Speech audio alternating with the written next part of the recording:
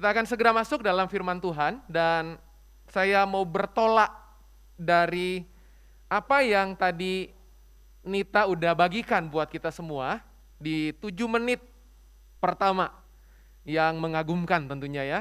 Senang boleh mendengarkan suara Nita ya. Udah lama gak jumpa ya. Baik, Filipi pasal yang keempat ayat yang ketujuh. Oke, saya mau berangkat dari ayat itu yang tadi Nita udah mention kita di awal. Filipi pasal yang keempat ayat yang ketujuh. Saya bacakan buat saudara, damai sejahtera Allah yang apa? Melampaui segala akal. Jadi damai sejahtera yang Tuhan maksudkan di ayat ini bukan jenis damai sejahtera yang ditentukan, yang dilahirkan, yang diciptakan oleh keadaan. Saya ulang. Damai sejahtera yang Alkitab maksudkan di sini adalah sebuah bentuk, sebuah jenis damai sejahtera yang tidak pernah dilahirkan, nggak pernah ditentukan, nggak pernah diciptakan oleh situasi keadaan perasaanmu. Kenapa saya berkata demikian? Sebab kalimat berikutnya, firman Tuhan menulis yang melampaui segala akal.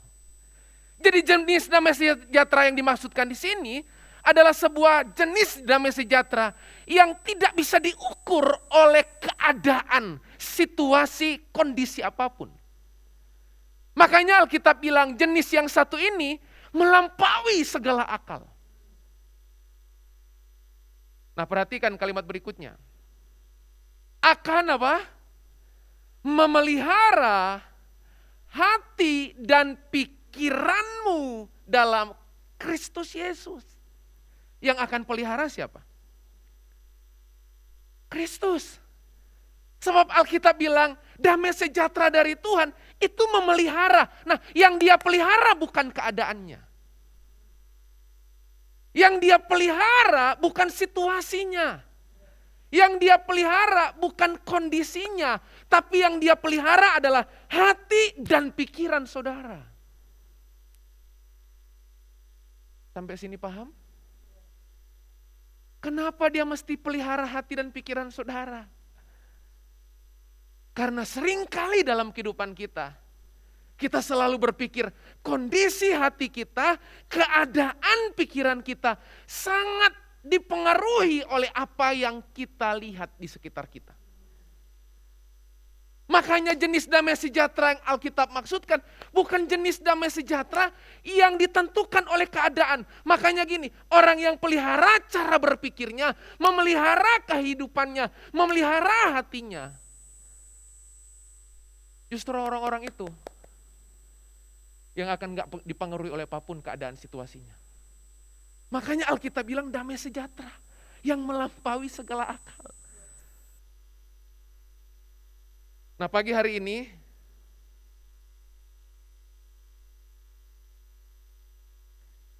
saya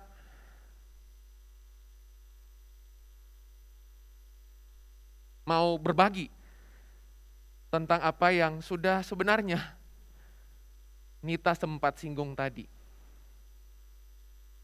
Saya mulai perlahan-lahan. Sebuah nasihat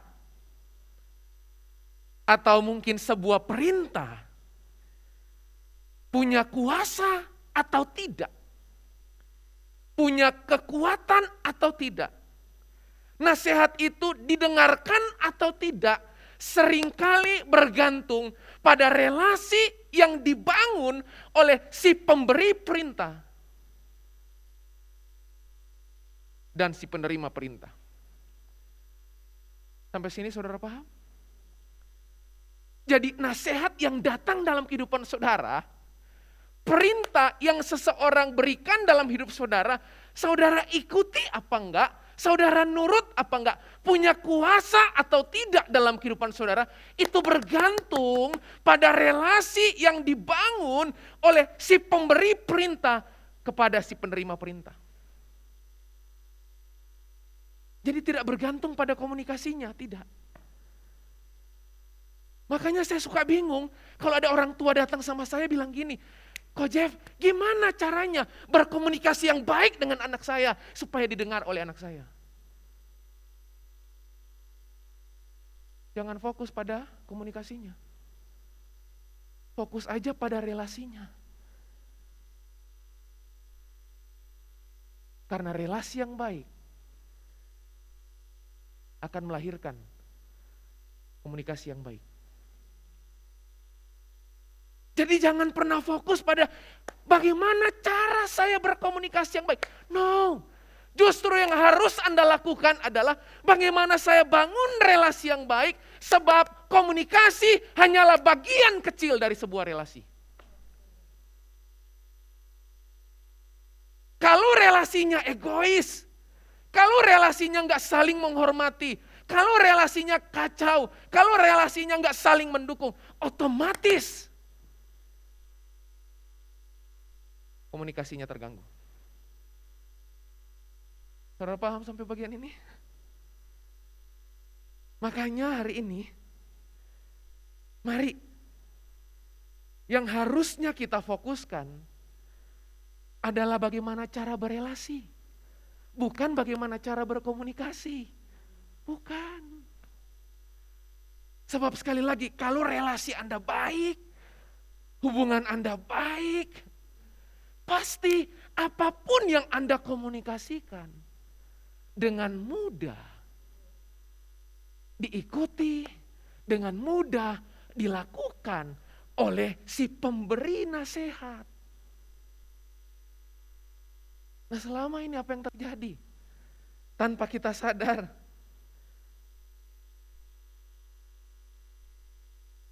Tahukah saudara? Tanpa kita sadar. Kalau relasi itu buruk, apa saja yang dikatakan orang kepada saudara sekalipun itu benar, saudara nggak akan ikuti. Setuju? Pernah ada di rumah dengan anak, Bapak Ibu Saudara?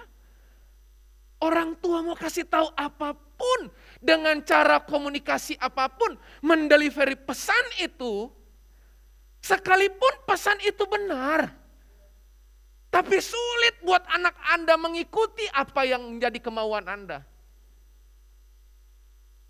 Kenapa? Persoalannya di mana? Di relation. Saya mau ulang-ulang pagi hari ini. Makanya kaitannya dengan tadi Nita sampaikan, orang suka tanya, bagaimana cara berkomunikasi dengan Tuhan? Gampang. Bangun aja relasi dengan Tuhan. Karena waktu saudara bangun relasi dengan Tuhan, saudara bisa berkomunikasi dengan Dia kapanpun. Dan gak dibutuhkan mood untuk menyampaikan pesan, mengkomunikasikan harapan Anda kepada orang yang bersangkutan.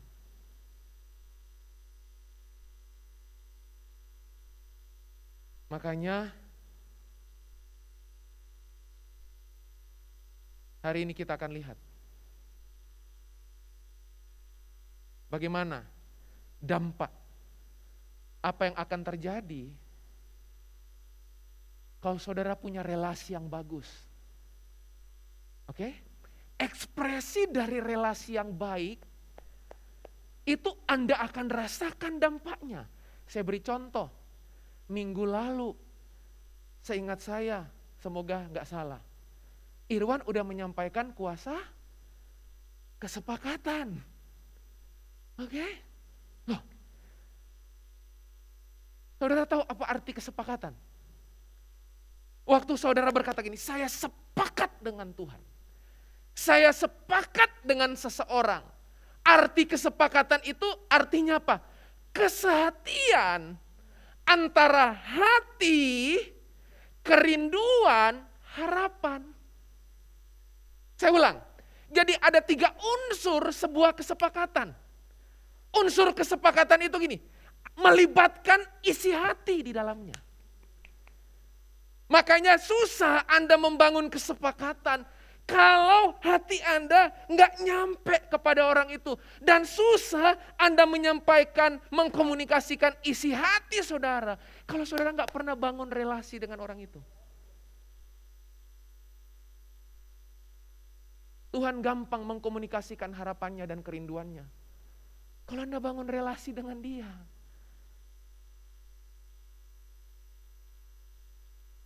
Paling gampang seperti yang tadi saya bilang.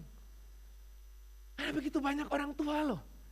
Datang hanya untuk bertanya, Chef gimana caranya? Kalau saya ngomong anak saya nurut. Gimana cara komunikasinya? No, bukan salahnya di komunikasi, bukan. Persoalannya di relasi. Kalau Anda punya relasi yang kuat dengan seseorang, nasihat akan selalu jadi barang. Kalau saya sebutkan barang. Yang selalu dia perlukan. Akan jadi sesuatu yang menarik hatinya. Karena di dalamnya itu ada kesepakatan dari komunikasi yang Anda sampaikan akibat dari relasi yang Anda bangun. Makanya kesepakatan itu apa? Kesehatian antara hatimu, kerinduanmu, harapanmu. Coba, hati, kerinduan, harapan. Itu 3 unsur pembentuk yang itu lahir dari sebuah relasi. Terserah bagaimana cara Anda mengkomunikasikannya. Bergantung pada relasi seperti apa yang Anda bangun. Sebab kalau relasinya bagus, pasti komunikasinya juga pasti akan bagus. Tapi kalau relasinya udah jelek,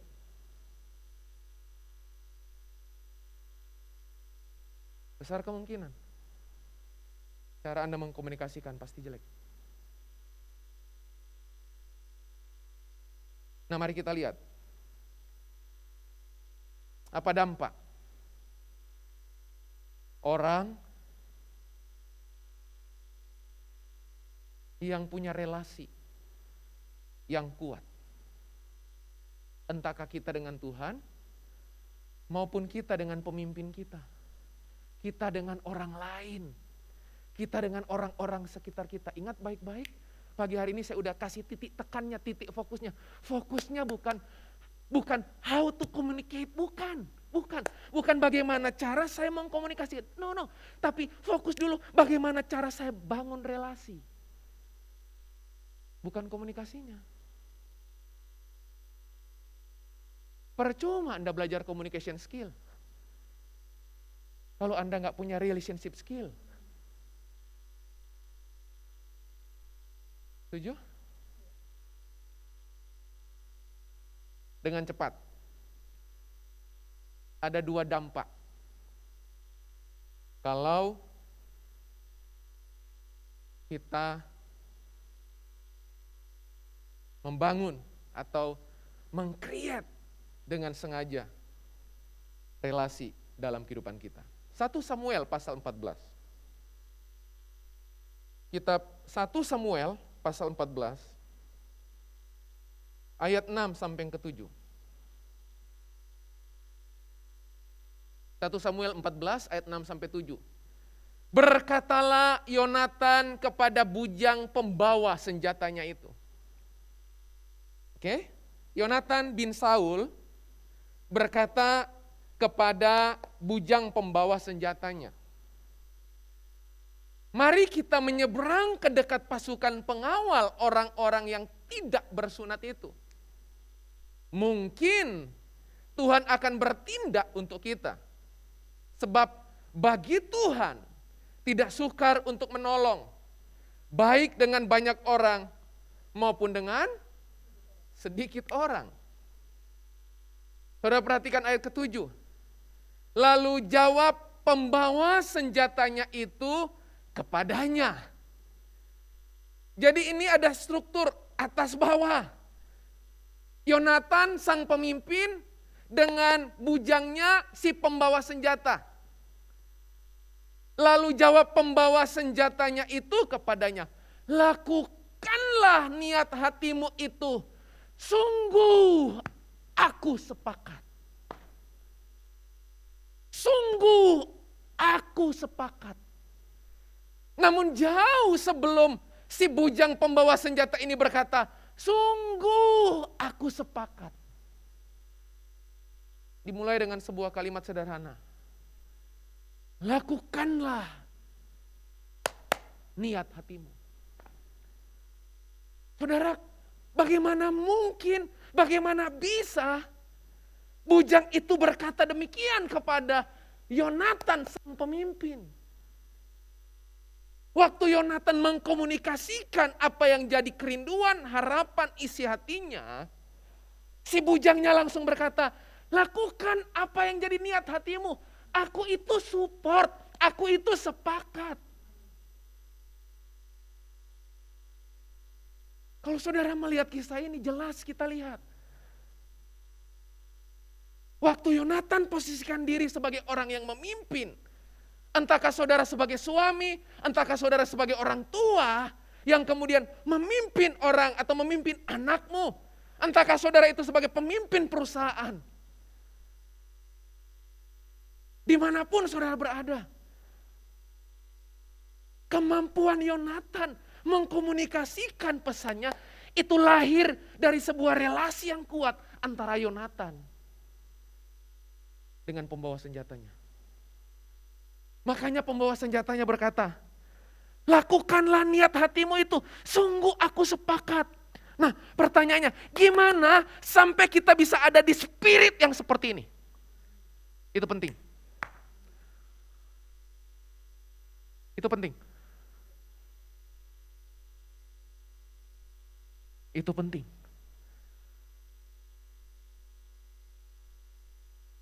Di beberapa company yang Tuhan izinkan,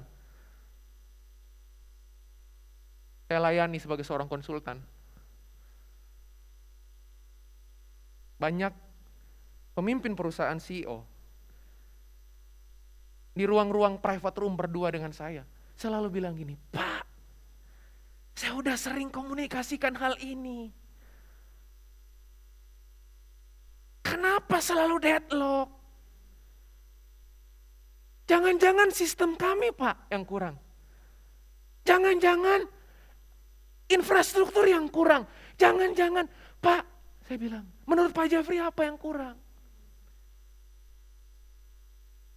Yang kurang bukan infrastrukturnya, Pak. Yang kurang bukan sistemnya. Yang kurang bukan strateginya.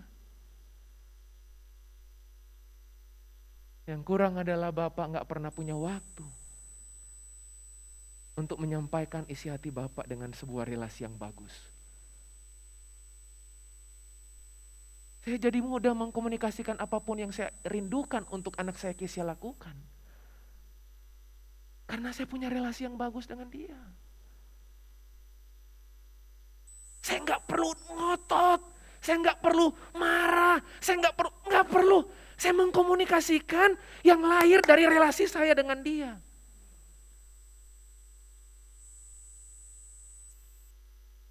Setiap malam, kalau kemudian saya ada di rumah, tidak pernah tidak, saya selalu ngantar dia ke kamar tidurnya.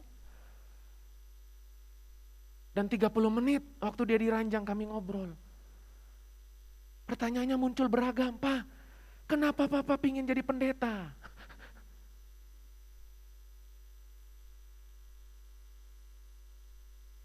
Kenapa Papa nggak jadi yang lain? Kenapa harus pendeta, Pak? Emang engkong sama mak yang nyuruh ya, Pak? Nggak ada. Hari berikutnya dia akan tanya, Pak, yuk coaching Kesia. Lu bahasa coaching dia tahu loh, coaching. Lo bener. Terus saya balik tanya, Kesia tahu arti coaching? Tahu? Tahu, Pak. Tuh kayak di Zoom itu loh, Pak. Papa gali dengan bertanya. Wow. Jadi Kesia mau? Mau, Pak. Dijadwalin ya, Pak? Loh, dijadwalin? Dijadwalin loh. Oke, Kesia mau tiap hari apa? Tiap hari Jumat, Pak.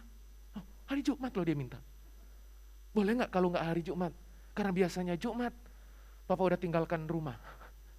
Ya udah Pak, hari Rabu. Dan tahu nggak Bapak Ibu? Hari pertama Rabu malam, waktu saya tanya, Apa yang Kesya pengen bicarakan dengan Papa malam hari ini? Tahu nggak Bapak Ibu? Dia tanya apa? Pak, Papa tolong bantu Kesya. How to find my purpose of life. Duar. Wow. Saya tanya loh, kenapa ini penting buat Kesya bertanya ini? Papa kebayang nggak kalau sampai Kesya dewasa, tapi Kesya nggak tahu apa yang harus Kesya lakukan?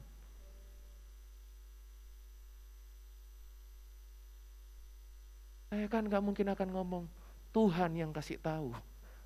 Dia akan bilang, saya tahu Pak, tapi gimana caranya? Komunikasi itu akan berjalan secara natural. Kalau saudara punya relasi. Paham sampai sini?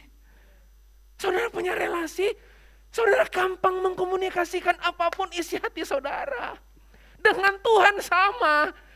Jadi kalau kemudian saudara masih bertanya, gimana cara Tuhan kasih pesan sama saya? Gimana cara membangun komunikasi dengan Tuhan? Salah tanya itu, salah starting, salah. Yang benar itu bangun aja relasi. Kalau saudara kasih attention di situ, pasti akan terbangun intention di situ. Kalau saudara kasih perhatian pada hal-hal itu, makanya dengan sadar dan sengaja saudara akan menaruh, menjadwalkan apa yang jadi perhatian saudara. Dengan sengaja saudara lakukan itu. Paham Bapak Ibu Saudara? Nah, apa impact, dampak? Kenapa sampai pembawa senjata itu berkata, lakukanlah niat hatimu itu, sungguh aku sepakat. Padahal si bujang pembawa senjata itu nggak tahu mereka menang pertempuran apa enggak. Nggak tahu. Ada dua hal yang sangat bisa terekspresikan waktu dia berkata, lakukanlah niat hatimu, sungguh aku sepakat. Yang pertama, bicara trust. Yang pertama bicara rasa percaya kepada orang yang memberi nasihat, kepada orang yang saudara terkomunikasi, kepada orang yang menyampaikan pesan tersebut. Saudara trust apa enggak? Saudara percaya apa enggak? Makanya Tuhan sulit leluasa bergerak. Kalau saudara selalu meragukan seluruh jalan-jalannya. Susah. Oke? Susah saudara. Susah Tuhan mengerjakan apa yang jadi kerinduan Tuhan atas hidup saudara. Kalau saudara selalu meragukan dia. Loh, kepercayaan penting loh. Coba saudara. Saudara memimpin, tapi saudara gak dipercaya. Wah. Apa itu percaya? Nah, menarik. Kata percaya punya arti gini. Trust punya arti gini. Percaya kepada seseorang atau percaya atas suatu hal, baik kebenarannya, baik kemampuannya, maupun keandalannya. Jadi percaya itu gini, percaya pada kebenarannya, percaya pada kemampuannya, dan percaya kepada keandalannya. Saudara, kenapa percaya sama Tuhan? Karena Tuhan itu selalu benar, gak pernah salah. Kenapa saudara percaya sama Tuhan? Karena Tuhan mampu. Kenapa saudara percaya sama Tuhan? Karena Tuhan dapat diandalkan. Begitu saudara mulai ragu kemampuannya, ragu Tuhan itu bisa nggak diandalkan, Tuhan itu benar apa enggak, begitu saudara ragu di bagian itu, saudara akan sulit menerima semua resource yang Tuhan punya. Susah. Jadi persoalannya bukan gini, jangan-jangan saya salah berdoa. Bukan. Jangan-jangan saudara memang gak punya relasi. Sebab kalau saudara punya relasi, itu membangun kepercayaan. Dan kepercayaan datang menghampiri kalau saudara kemudian bangun relasi itu dengan baik. Waktu seseorang ketemu Anda pertama kali, yang dia lihat apa? Kemampuan yang saudara punya. Anda bisa apa? Setuju? Saya dengan klien gitu.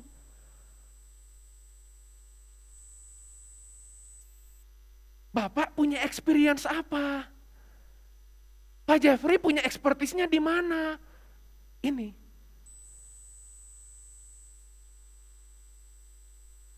Kontrak diperpanjang kenapa? Saudara pikir hanya karena kemampuan saya?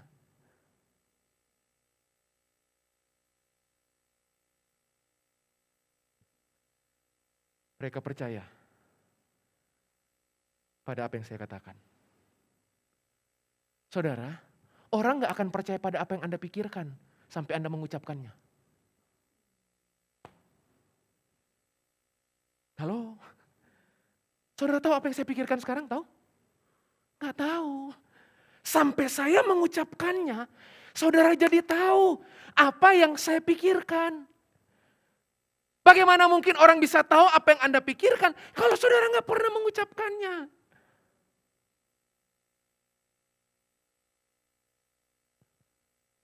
Paham Bapak Ibu? Waktu kemudian berlalu Bapak Ibu. Tahu nggak Bapak Ibu? Apa yang orang-orang itu akan bilang? Pak Jeffrey punya apa lagi? Pak Jeffrey punya apa lagi? Bapak Ibu tahu nggak? Dunia yang di luar sana. Waktu saya datang Bapak Ibu, saya tanya, Pak perusahaan ini pernah di coaching nggak? Oleh coach mungkin, oleh konsultan, pernah Pak. Baru 4 bulan yang lalu berhenti. Oh good, saya bilang bagus. Tapi Bapak tahu nggak? Mereka mulai menceritakan hal-hal yang kurang dari si coach yang sebelumnya. Bapak Ibu tahu nggak? Yang kurang itu bukan kemampuannya loh. Yang kurang itu bukan keandalannya loh. Yang kurang itu bukan ability-nya, bukan capacity-nya, bukan. Yang kurang selalu mereka bilang ini, yang dia janji gak sesuai di surat kontrak.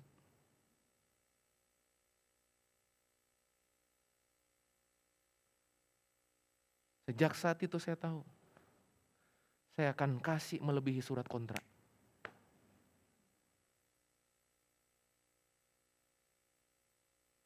Oke? Yesus bilang, kalau orang suruh kamu jalan 1 mil, jalan sama dia 2 mil dulu. 1 mil itu standar. Mil kedua itu extra mile. Nah yang Yesus fokuskan itu yang 2 mil, bukan yang 1 mil. Sebab yang ngerjakan 1 mil itu udah kebanyakan orang.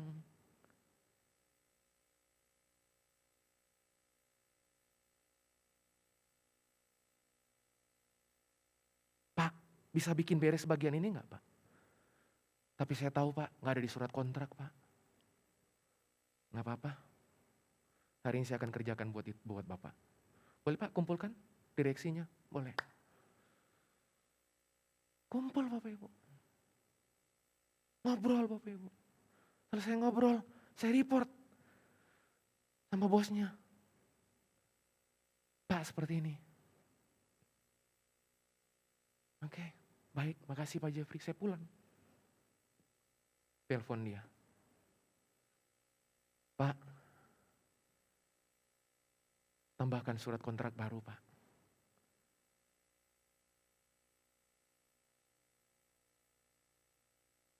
Saya akan bayar. Karena saya tahu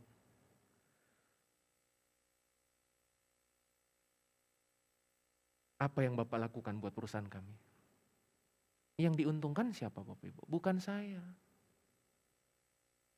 Lembaga saya. Ini bukan personal. Lembaga saya. Bapak Ibu. Karena saya under lembaga.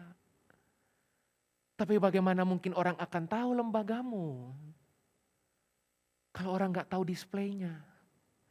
Pernah jalan-jalan ke Pascal 23? Displaynya toko handphone, begitu masuk nasi campur. Pernah Bapak Ibu? Gak pernah kan? Sebab apa yang Anda tampilkan itu perwakilan, ekspresi dari apa yang ada di dalam. Setuju Bapak Ibu? Kepercayaan sama. Kepercayaannya sama. Makanya begitu saudara percaya, saudara itu punya energi, punya kekuatan melakukannya. Karena memang saudara percaya. Tapi begitu ada keraguan. Sebesar apapun kapasitas, kemampuan yang saudara punya, Anda akan deadlock. Kenapa? Karena Anda udah gak percaya. Anda udah gak yakin. Makanya semua Anda ragukan.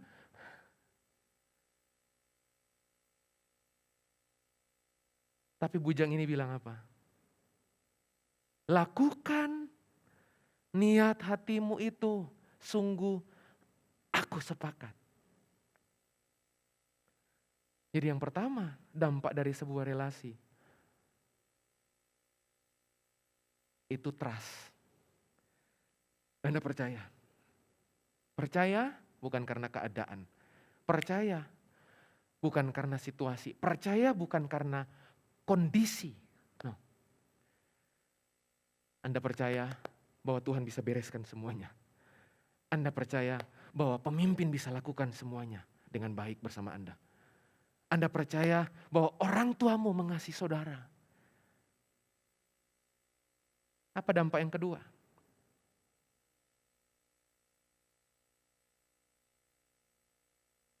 Sebelum saya masuk ke dampak yang kedua, yang terakhir. Saudara masih ingat perumpamaan talenta? Masih ingat? Persoalan terbesar, satu talenta itu gak bisa berkembang. Bukan karena si hamba yang punya satu talenta itu gak punya kemampuan mengembangkan, bukan. Masih ingat cerita itu? 5, 2, 1. 5 jadi 10, 2 jadi 4, 1 dibiarin, ditanam. Persoalannya di mana? Di keraguan. Oke? Dia punya asumsi yang buruk tentang tuannya. Artinya apa? Dia nggak percaya sama tuannya. Makanya yang dia terima dia nggak bisa kembangkan. Artinya apa? Kalau saudara itu percaya, saudara akan mendapatkan kelimpahan kepercayaan. Saudara akan dapatkan kelimpahan kepercayaan. Kalau saudara bertanggung jawab, kalau saudara percaya kepada orang yang kepadanya saudara beri diri. Sama kepada Tuhan. Paham sampai sini Bapak Ibu, Saudara? Semoga yang di ruang Zoom bisa memahami ini. Yang terakhir, yang kedua. Yang kedua, yang terakhir. Mari kita lihat. Markus pasal ke-6. Ayat 1 sampai 6. Markus pasal yang ke-6. Ayat 1 sampai 6. Saya akan bacakan buat Bapak Ibu. Terakhir. Markus pasal 6. Ayat 1 sampai 6. Yesus ditolak di Nazaret. Kemudian Yesus berangkat dari situ dan tiba di tempat asalnya. Sedang murid-muridnya mengikuti dia. Ayat kedua, pada hari Sabat ia mulai mengajar di rumah ibadat. Oke? Dan jemaat yang besar takjub ketika mendengar dia dan mereka berkata, dari mana diperolehnya semuanya itu? Hikmat apa pula lah yang diberikan kepadanya? Dan mujizat-mujizat yang demikian bagaimanakah dapat diadakan oleh tangannya? Tuh lihat. Orang itu kalau dia kagum sama seseorang, pertanyaannya gak berhenti. Saudara pernah ketemu seseorang yang saudara hormati orang itu. Kalau saya menghormati seseorang, terus kita ketemu, gak mungkin saya diam. Setuju gak? Atau diam-diaman gitu, saya ketemu misalnya Kak Oci gitu, diam. Sama. Di ayat ini lihat, waktu Yesus mengajar di rumah ibadat, pertanyaan di dalam hati di dalam hati orang-orang di situ. Coba lihat, dari mana diperolehnya semuanya itu? Dari mana? Semua yang mana? Ya pokoknya semua. Terus kalimat berikutnya, belum sempat kejawab.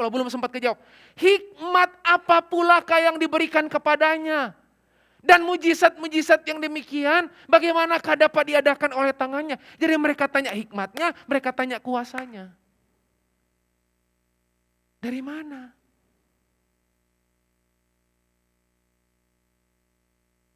Saudara lihat ayat ketiga.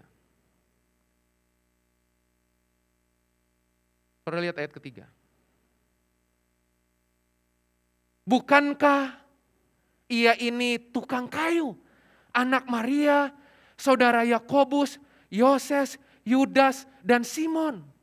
Dan bukankah saudara-saudaranya yang perempuan ada bersama kita? Lalu mereka kecewa dan menolak dia. Maka Yesus berkata kepada mereka, seorang nabi dihormati di mana-mana kecuali di tempat asalnya sendiri, di antara kaum keluarganya dan di rumahnya. Perhatikan ayat kelima, ia tidak dapat mengadakan satu mujizat pun di sana kecuali menyembuhkan beberapa orang sakit dengan meletakkan tangannya atas mereka. Saudara tahu apa maksudnya? Hari ini saya menemukan di banyak gereja, banyak orang Kristen bagus, tapi gagal dalam sikap. Oh iya, banyak orang Kristen bagus. Punya kapasitas, punya kompetensi, tapi gagal dalam sikap. Saya ketemu kemarin di Jakarta. Saya dijemput oleh direksi HRD, kepala HRD dari sebuah perusahaan. Dia berkata gini sama saya, Pak Jeffrey tahu nggak? Saya barusan wawancara seseorang yang punya kompetensi hebat. Dan dia sebutkan nominal gaji yang diminta oleh orang ini. Itu bukan cuman besar loh. Besar banget. Terus saya tanya balik sama kepala HRD ini. Emang dia kompeten?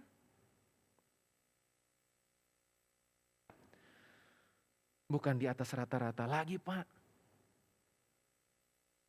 Perfecto. Kapolista. Terus saya balik tanya.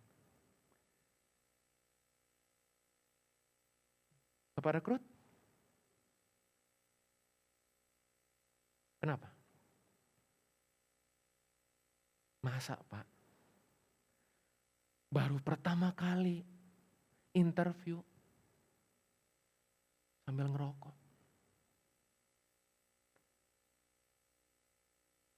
Kepala HRD-nya bilang gini sama saya.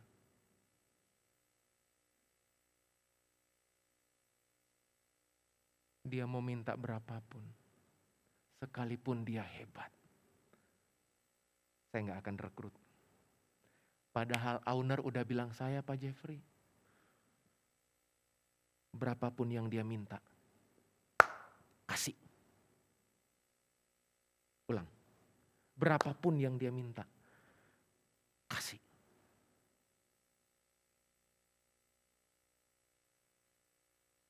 Persoalannya di mana? Sikap. Makanya tadi saya bilang, banyak orang Kristen bagus, tapi gagal memelihara sikap. Bapak Ibu lihat kisah ini. Apa maksudnya poin yang kedua yang terakhir? Yang pertama trust, yang kedua honor. Saudara belajar hormat. Apa itu hormat? Saya mau tutup, pemain musik bisa kembali. Apa arti hormat? Hormat punya arti gini, berharga. Hormat punya arti gini, bernilai tinggi. Hormat punya arti apa? Menjunjung tinggi. Bahkan hormat adalah respect yang ditindaklanjuti atau diwujudkan. Karena mustahil kita bilang kita menghormati seseorang, tapi kita nggak pernah respect sama orang itu. Mustahil. Mustahil. Kalau saudara berkata gini, oh saya hormat sama orang itu. Tapi mustahil. Kalau saudara gak respect sama orang itu. Saya tutup.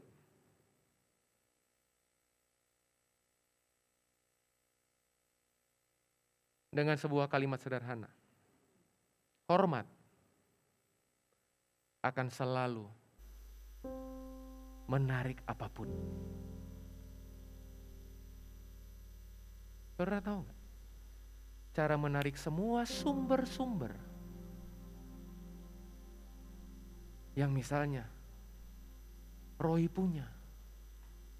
Langkah pertama, saya harus menaruh hormat.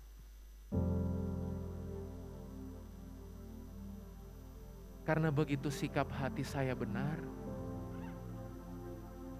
Tuhan bertindak. Gampang. Cara memprovokasi Tuhan gampang. Saya kasih tahu kuncinya. Cara memprovokasi Tuhan gampang. Bukan waktu Anda nyanyi karena Anda hafal lagu. Cara memprovokasi Tuhan gampang. Miliki sikap.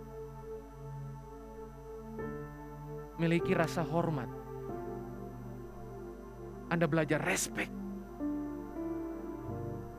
Karena begitu Anda respect, Anda punya rasa hormat pada orang tersebut. Anda sedang menarik apapun yang orang itu punya. Oh ya, saya banyak di ruang-ruang meeting dengan banyak company, Bapak Ibu.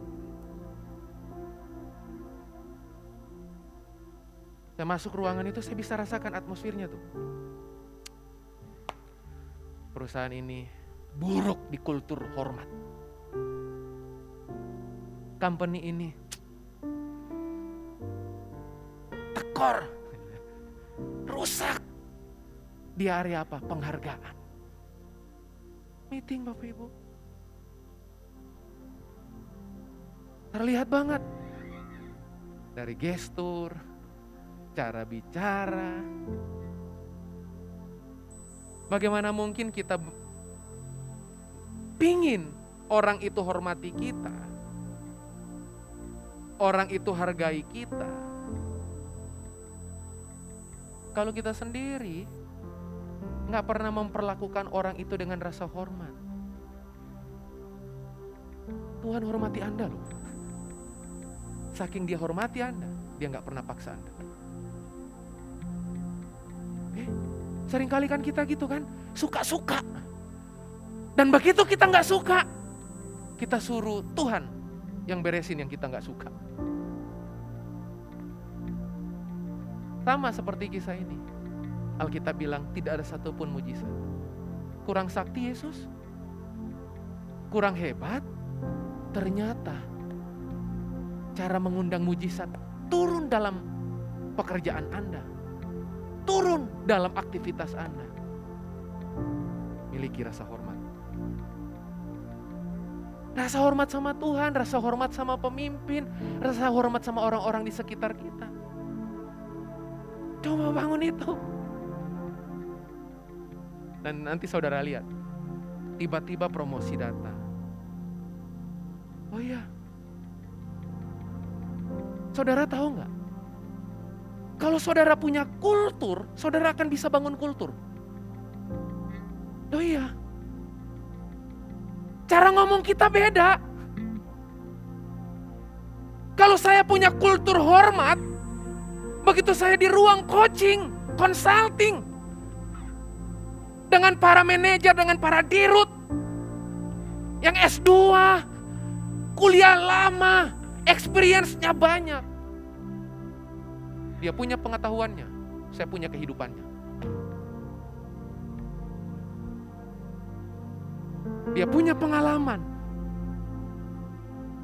tapi saya punya kehidupannya. Jadi waktu ngomong, itu Tuhan urapi tuh. Tuhan urapi. Baik Pak, saya bikin beres abis ini. Bikin beres. Suasana terbangun. Target mulai terlihat cerah. Persoalan-persoalan yang rumit, tiba-tiba udah saling bahu-membahu, kultur kerjasama terbangun dengan kuat. Kenapa? Orang yang menghidupi kultur akan meng-create kultur. Oh iya, hormat itu kultur. Jadi kalau saudara hormat sama Tuhan, saudara menciptakan hormat sama Tuhan dimanapun. Paham maksud saya Bapak Ibu? Tidak datang dari pengetahuan Anda karena dikhotbahin, tidak. Datang karena Anda mengalami, Anda menghidupi. Saya berdoa hari ini, mari bangun trust, miliki rasa hormat. Ini penting Bapak Ibu. Kalau Anda punya dua hal itu, cukup untuk Anda memenangkan persaingan di luar sana. Karena dua hal itu telah hilang di luar sana. Percayalah. Anda pakar apa? Ada yang lebih hebat dari Anda? Coba, di atas langit masih ada. Tapi begitu Anda tawarkan dua kultur ini, mereka akan cari. Sebab udah punah di luar sana. Udah punah. Amin Bapak Ibu. Selamat hari Minggu. Tuhan Yesus memberkati saudara. Mari kita datang sama Dia. Saya minta biar Kak Uci bisa memimpin. Yes. Saya undang setiap kita bangkit berdiri.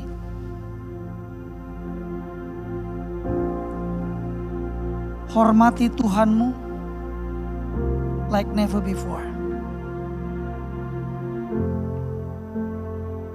We stand on our knees. Not because we can. Kita berdiri di hadapan Tuhan bukan karena kita bisa berdiri, bukan. Tapi ada yang jauh lebih mulia dari itu. Kami berdiri di hadapan Tuhan karena kami menghormati Engkau Tuhan.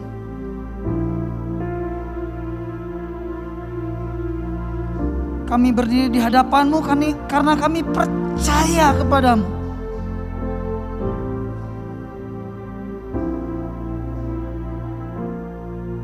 Kami mau bangun kultur ini.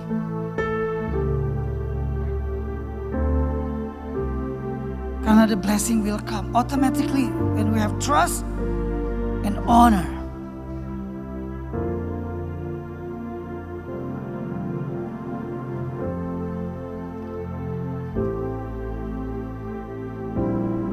Beberapa di antara kita, apalagi ketika engkau tidak onsite, engkau ada di ruang virtual, engkau ada di rumah, engkau bisa mendengar firman Tuhan dengan gaya seenaknya, tidur-tiduran lah, sambil main-main lah, sambil drawing lah, sambil main game kadangkala. Iya, aku dengar firman Tuhan, aku dengar. Is it your respect to God? Apakah engkau sedang memberikan rasa respectmu kepada Tuhan? Give your honor to God. Now, firman Tuhan sudah disampaikan buat saudara. Jadilah pelaku firman, bukan pendengar. Hormati Tuhan. Bangun kultur yang baik. Gloria takashikara labakashikara labahara labakashigedededebara. Sungguh indah tiada taranya, sungguh menakjubkan,